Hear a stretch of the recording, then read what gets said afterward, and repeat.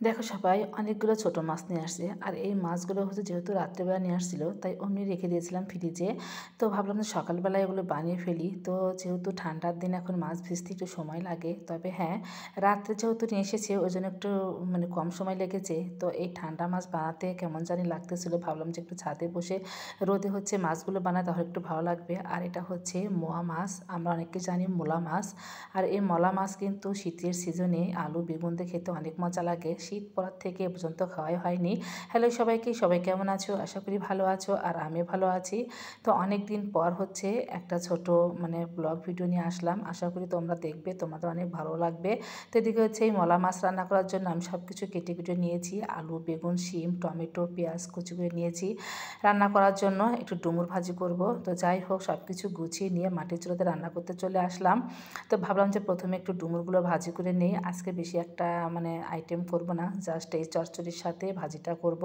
তো ডুমুর ভাজি তো হচ্ছে সবাই খুব পছন্দ করে, ভর্তা পছন্দ করে, যেহেতু গাছের ডুমুর একদম ফরমালিন মুক্ত, এতে কোনো রকম সার বা বিষ ব্যবহার করা হয় না। এটাতেই একটু মনে হয় ভিটামিন বেশি সব দিক থেকেই। তো যাই হোক ডুমুর ভাজতে ভাজতে মাছগুলো একটু হলুদ লবণ দিয়ে হচ্ছে মেখে নিচ্ছিলাম।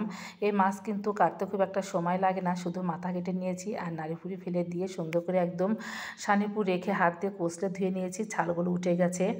এই মাছের চচ্চড়ি তোমরা কে কে খেতে পছন্দ করো অবশ্যই কিন্তু জানাবে। আমার বাসায় সবাই খুব পছন্দ করে, কিন্তু বাজারে দেখা যায় বেশিরভাগ ছোটো সাইজের মলা মাছ পাওয়া যায়, আজকে একটু বড় সাইজের পাওয়া গেছে তাই জন্য নিয়ে আসা হয়েছিল। সবজিগুলো দেওয়ার পর হলুদ লবণ দিয়ে একটু নাড়াচাড়া করে দিচ্ছি, বেশ কিছুক্ষণ ভেজে নেব যে পর্যন্ত সবজিগুলো একদম লুজ না হবে। তো অনেক সুন্দর করে ভাজি করে নিয়েছি। এখন দিয়ে দিলাম বাটা মশলা, ওই তো আদা আর জিরা বাটা, একটু হালকা মরিচের গুঁড়ো দিলাম, খেতেও ভালো লাগে, আবার হচ্ছে কালারটা সুন্দর হয়। কাঁচা মরিচ শুকনো মরিচ দুটোই ব্যবহার করলাম, কারণ আমার কাছে অনেক মজা লাগে খেতে।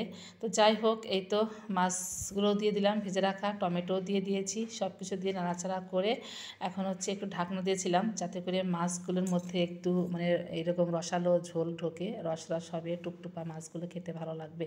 আমি কিন্তু এইভাবেই চচ্চড়ি রান্না করি, তোমরা কে কী রান্না করো অবশ্যই কিন্তু জানাবে। তো যাই হোক এই শীতের সিজনে টমেটো দিয়ে আলু বেগুনের চচ্চড়ি কিন্তু খেতে অনেক মজা লাগে।